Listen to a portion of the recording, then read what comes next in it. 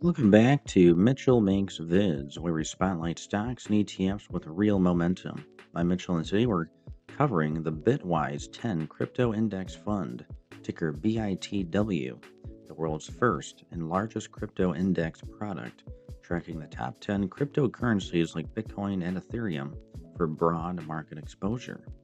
Major news this month. On December 9th, Bitwise announced SEC approval for BITW to uplist to NYSE ARCA as a fully regulated exchange traded product, enhancing liquidity and accessibility for investors. With $1.25 billion in assets under management, this milestone positions it as a premier gateway to diversified crypto holdings through existing single asset ETPs.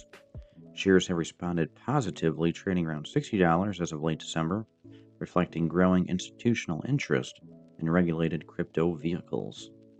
With this upgrade complete, BitW offers a streamlined way to capture crypto's potential. Interested in crypto exposure? Share your thoughts below. Buy, hold, or watch. Like for more ETF insights, subscribe, and hit the bell. Thanks for watching. See you next time on Mitchell Makes Vids. Guys, check the links in the video description below. Make some money. Become a member of my YouTube channel today. We'll see you in the next one.